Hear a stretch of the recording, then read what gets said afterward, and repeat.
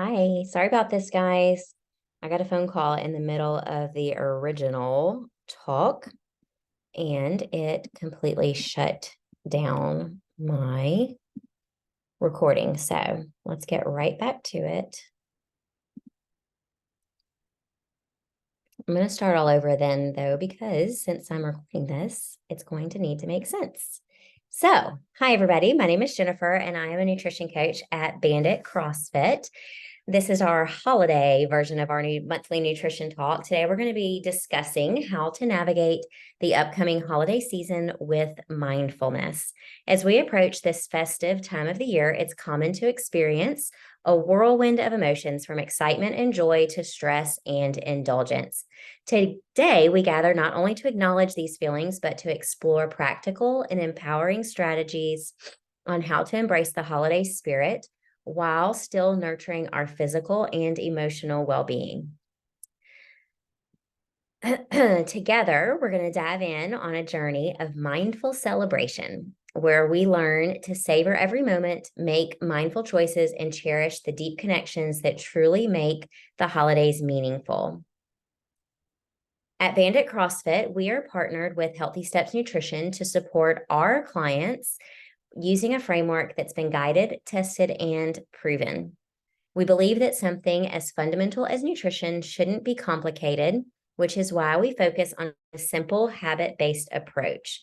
We know that helping you become the best and healthiest version of yourself isn't just about what you eat or going to the gym a few hours a week. We have to focus on a holistic approach addressing all of these things here: nutrition, stress, sleep, exercise, your support system, and your lifestyle. Healthy Steps Nutrition has helped over 45,000 people all around the world to take control of their health. And here are just a few of their incredible success stories. We know that while it is simple, it is far from easy. There's a lot of misinformation out there regarding the best diets, the best foods, the best exercise programs. And so it's no wonder that we feel super overwhelmed at times and sometimes just ready to throw in the towel.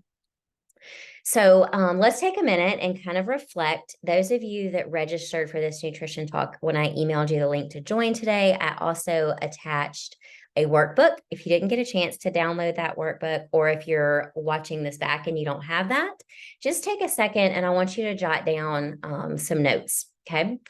Or if you don't have anything to jot down with, then just think about these for just a second. Are you looking forward to the upcoming holiday season with excitement and anticipation, or are you already starting to feel a bit stressed and anxious when you think about how you should be eating during the holiday season? I'll give you a few minutes to try to think back on that.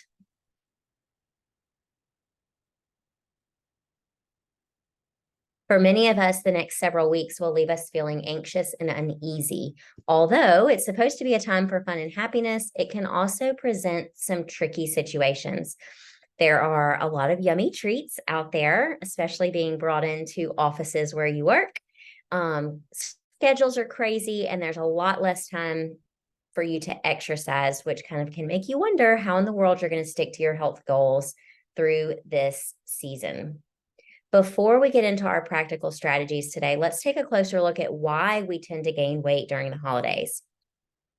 Holiday weight gain can be attributed to several factors, including changes in your eating habits, increased consumption of higher calorie foods than we're normally eating, and higher calorie beverages, reduced physical activity, like we mentioned earlier, but sometimes because of your schedule and sometimes because of the weather, makes us get less physical activity. And then also your social and emotional aspects of the holiday season. So there's been some recent studies that have looked at how the holiday season, which typically spans from late November to early January, and here on the coast can kind of extend even further through the Mardi Gras season. But these studies went from kind of late November to early January. And in looking at adults in these studies, a clear pattern emerged. People tend to put on extra weight during the holiday season, usually averaging somewhere between just under 1 and up to 2 pounds. While that doesn't sound like a whole lot, research indicates that these seemingly small pounds tend to stick around and can add up over the course of the year. And then typically, and then even, year on year on year. Which is interesting because it looked at various types of people. The study didn't just focus on people who were healthy before the holidays or people who didn't have any healthy habits before the holidays. It focused on both generally healthy and motivated to those who were overweight and out of healthy habits. So what's interesting is regardless of their starting point, everyone in the groups did have an increase in their weight gain during the holiday season. But the interesting part is that those who took part in the programs that encouraged them to be intentional during the holidays with things like consistent daily movement, mindful eating, regular check-ins, daily reminders, those people seem to avoid gaining as much weight. It's like their programs helped them stay on track and not pile on the extra pounds.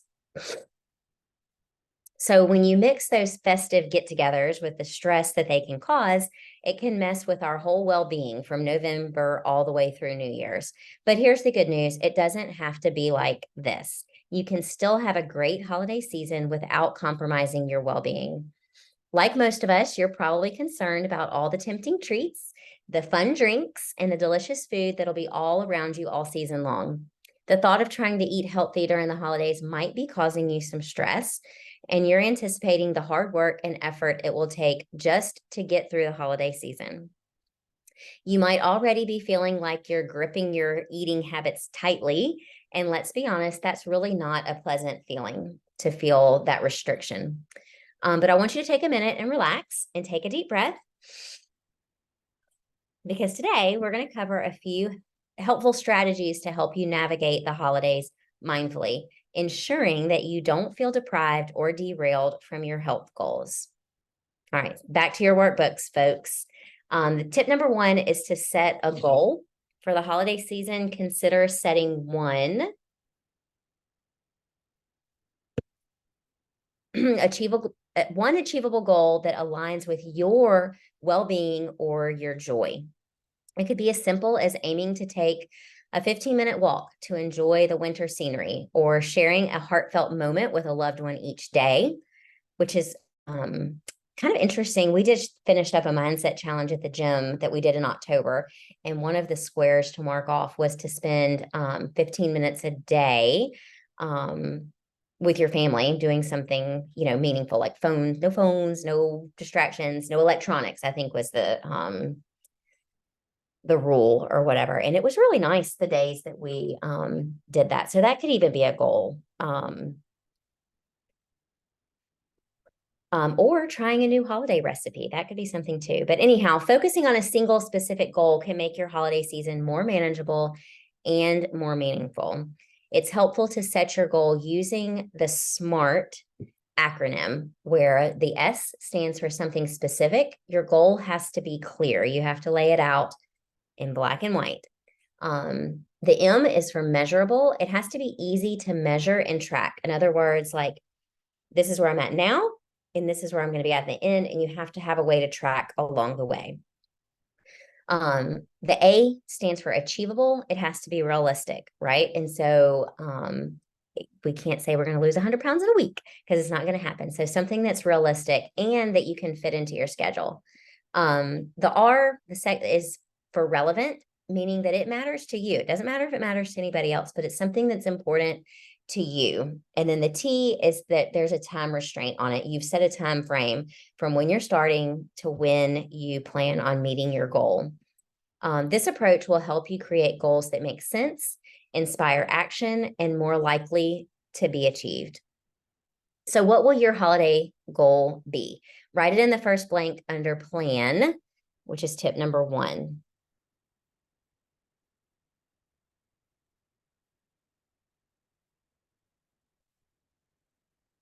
Once you set your goal, we need to have a plan. And so here are some strategies. I've got a couple for you, okay? Strategy number 1 is to stick to your pre-holiday eating routine. Keep to your regular eating routine as much as possible before holiday meals. This can help prevent overeating due to excessive hunger. So, in other words, we only have so many days that are those holiday treats or like holiday meals are going to be occurring, right? Monday through Friday, you're typically kind of on your regular schedule. So, eat your normal breakfast, drink your water like you normally would, your meal, your lunch meal, and your dinner meal. For the most part, you might have some parties during the week, or maybe you're busier and so you're picking things up, but try to stick to your regular eating routine as much as possible. Strategy number 2 is to make sure that you include healthy options. So incorporating plenty of vegetables, lean proteins, and whole grains into your holiday dishes when you're making your holiday meals. These foods are filling and nutritious. We'll talk a little bit more about that in tip number 2, but trying to make sure that you keep your healthy options available, especially if you're doing the cooking for one of those holiday meals or parties. Bring something that you know will help you stay on track. Strategy number 3 is to pay attention to your portion sizes. Be mindful of your portion sizes, especially for calorie-dense dishes and desserts. So smaller portions can help you enjoy the flavors without overindulging. And then try to limit your high-calorie drinks. Avoid sugary sodas, excessive alcohol, and high-calorie beverages. Choose water or low-calorie options to help you stay hydrated. Out of these strategies, which one are you feeling most confident in incorporating? I want you to write it under the next blank. And so I'll recap those real quick. Sticking to your pre-holiday eating routine, or including healthy options when you are cooking your holiday meals or taking dishes to holiday parties, or paying attention to your portion sizes, or trying to limit high-calorie drinks. Write at least one of those down as a strategy that you plan to incorporate to help you plan to stay on track and reach your goal. Tip number 2, moving on, is to use the plate method. We recommend using the plate method because it's a straightforward and visual approach to meal planning and portion control. If you haven't listened to one of our talks before, the plate method involves dividing a standard dinner plate into 3 specific sections. And this is how it works. You're going to fill half of your plate up with your non-starchy vegetables like leafy greens, broccoli, or peppers. These are low-calorie and nutrient-dense foods that provide essential vitamins and fiber. And you're going to eat that portion of your plate first. Then the remaining half of your plate will be subdivided into 2 small sections. So you've got a fourth and a fourth. One of those quarters of the plates will be for a lean protein source, such as grilled chicken, fish, or beans. Protein helps you feel full and provides essential nutrients. And then the remaining quarter of your plate is going to be for your starchy foods like brown rice, whole grain pasta, or sweet potatoes. These provide energy and carbohydrates that your body needs. On the side, include a small portion of healthy fats. This can come from sources like olive oil, some nuts, a little avocado. These fats can help you add flavor and help your food last longer for you, leaving you more satisfied. This method promotes balanced meals, simplifies portion control, and is suitable for managing calorie intake, blood sugar levels, and overall health. It's adaptable to various dietary preferences, making it an accessible and practical tool for achieving balanced nutrition. And remember, my little tip is that you're going to eat your vegetables first, and then your proteins, and then your carbohydrates. Okay, and you can mix the fats in as you go along.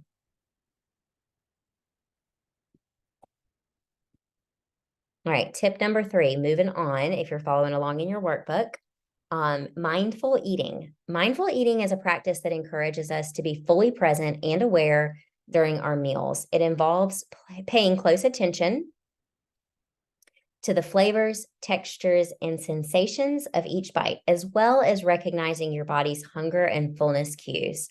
By eating mindfully, we can foster a healthier relationship with food, make better dietary choices, and enjoy our meals with a heightened sense of satisfaction and appreciation.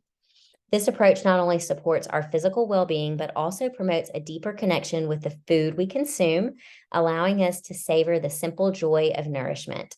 Here are a few ways that you can start eating mindfully. Listen to your body. Pay attention to your body's hunger and fullness signals when you're genuinely hungry, and stop when you feel satisfied, not overly full. Or you can eat slower. Put your utensils down between bites. This pacing allows your body to register fullness more accurately and prevents mindless overeating.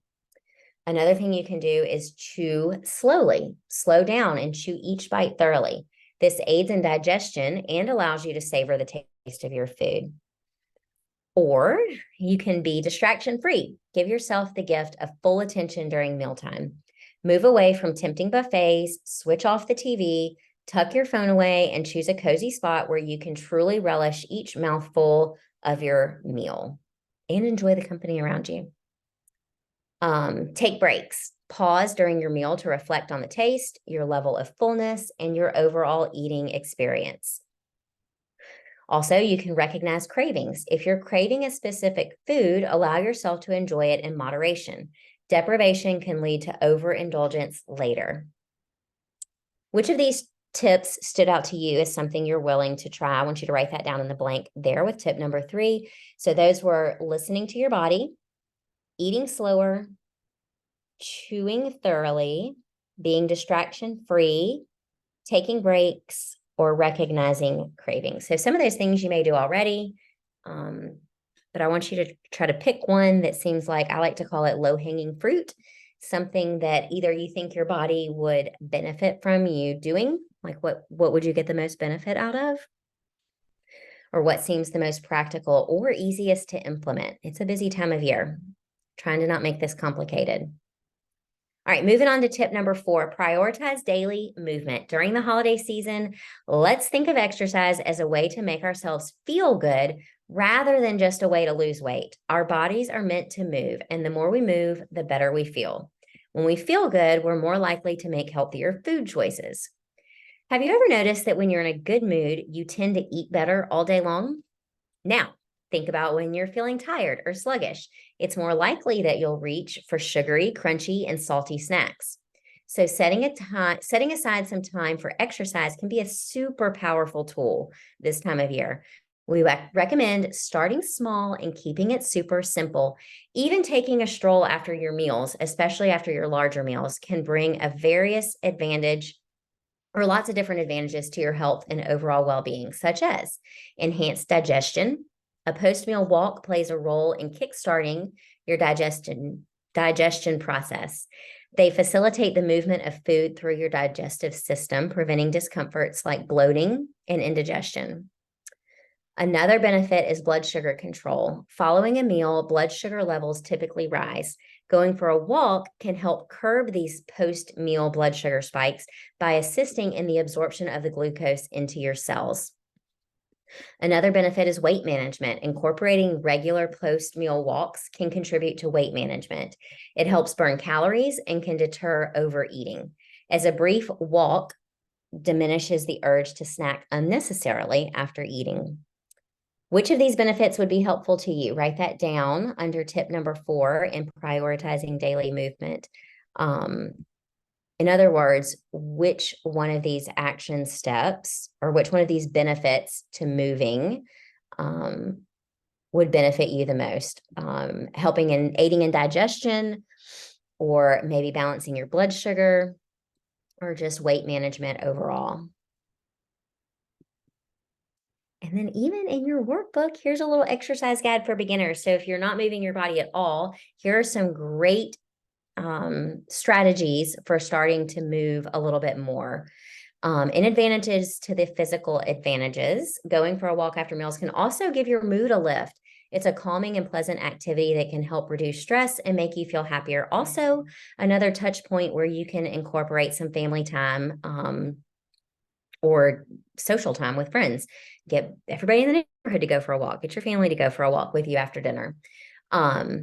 Also, it encourages good habits and keeps you active, which is really important for your overall well being. No matter if you're just starting out or more experienced, we've got some great tips here to help you gradually increase your daily activity. So, take a look at this guide. If you didn't print out or download the workbook, screenshot this for sure. And look for the day and set your daily movement goal. And then these things will kind of help keep it interesting. So the big question is under this tip, how or where or when will you schedule movement into your day? I highly encourage you, if you're just starting out, to put it on your calendar, the day and the time that you're going to move. That way it's on your schedule and you have to do it so you can check it off. All right, remember that setting achievable, so write it on that thing. Don't forget to write down when and how you're going to incorporate exercise and moving your body into your part of helping you reach your goal. Remember that setting achievable goals is key to maintaining your health and well-being during the holidays. These goals should be flexible and tailored to your individual needs and circumstances, allowing you to enjoy the season while staying on track with your health and fitness goals. Now, back to the first page of your workbook and answer that last question.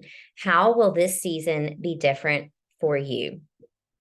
What is your biggest takeaway from this? What is the one thing that you're going to focus on to help this holiday season be a little bit better for you than holiday seasons in the past?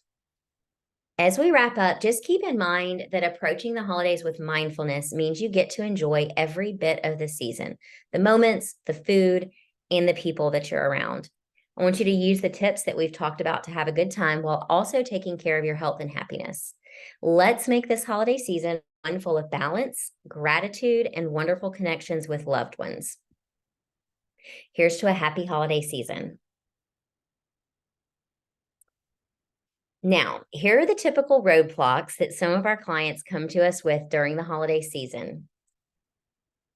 You can kind of use that additional notes section to jot down some of these strategies or the answers to these questions that might help you. So the first question is, how can I politely decline unhealthy food and food offerings that are at holiday parties? My suggestion is that if it's one of those like bring a dish, everybody brings something, you offer to bring a healthy dish to share. We kind of talked about that earlier. Or just remember to be polite and be confident in your choices. You're taking care of yourself, and that's something to be proud of. You can also politely decline by saying, if I have room for that later, I will. Or I will definitely try it later, right? Just a couple of thoughts that you may not have thought about. How do I deal with the stress that often comes with the holiday season? First, know that you're not alone in feeling stress during the holidays. There are a lot of things that add stress during the holidays. To manage it, we recommend engaging in relaxation techniques like deep breathing, journaling, and exercise will help you deal with the stress as well. Prioritize self-care and set realistic expectations for yourself during this busy time. Don't try to do it all, right? All right, now that we've talked about all that, you can focus on taking control over your time.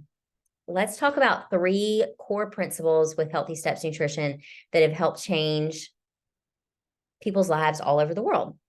The first core principle with our program is to focus on whole foods first. We should start choosing whole food options and less processed foods packed with sodium, fat, and sugar. A simple way to start this is by reshaping your plate using the plate method that we talked about earlier. Tip number 2 is to focus on a balance of macronutrients. When we say balance, we mean, does every meal and snack you consume throughout the day contain carbs, protein, and fat? If you're using that plate method, it's being done for you. Pairing each meal and snack with all 3 of these macronutrients will help keep you fuller longer. Most people will feel their best when fueling their busy days and activity with 40% carbs, 30% protein, and 30% fat. Also, doesn't work for everybody. That's just kind of for the most. And then our third core principle is really trying to limit the number of processed carbs and sugar, eating real foods, and reading your nutrition labels. Because sugar isn't everything. These are just some of our bandits and their success. I just want to point out that that little yellow blob that those people are holding is just 5 pounds of fat. And they have all achieved losing way more than 5 pounds of fat, but just a good visual of how much, when people say, oh, I only lost five pounds, it's actually a lot. It makes a big difference. These are some Healthy Steps Nutrition clients, some more of ours. And then one free resource to help kind of keep nutrition on the brain and in your mind and to help you find some more healthy tips. Nutrition Made Simple is a podcast that our dietitian, Nicole Quinn with Healthy Steps Nutrition, puts out. You can find it on Apple or wherever you listen to podcasts at. It's a great, great resource. Lastly, if you need some help and additional guidance through the holidays or in starting your new year, new you goals, we have a couple of options to help you. We can always do a free intro. You can scan that code there to book that. You can also set up a free phone call or an in-person, and we would kind of talk to you about our plans and what's available. A nutrition power hour is the middle QR code scan thing there. That would just be a 1-hour nutrition consult with a nutrition coach where we can do whatever you need in an hour. We can set goals. We can give action steps to get there. We can create custom meal plans. You can even come in and sit down and write out like your schedule or your plans, whatever you need. Basically, it's whatever you need for an hour with a nutrition coach. The third QR code there is for our Nutrition Foundations program. This is a more in-depth program that lasts 3 months and a much longer initial consult, and then 2 shorter follow-ups to kind of check your progress, and weekly accountability and an app. And all of that is included in that program. So kind of 3 different options there. If you just want to get started and learn more about our program, the free intro is for you. If you're pretty self-sustainable and you just need the guidance of what to do, you don't need help getting there, then a power hour is certainly for you. And if you need the added accountability and you want more check-ins, as well as the education and the plan, then the Nutrition Foundations program is for you. I hope this was helpful. I'm really apologize for the disruption in the first recording if you were on there, but I hope that everybody has a great day and a happy holiday, and always reach out if you have any questions. Bye, y'all.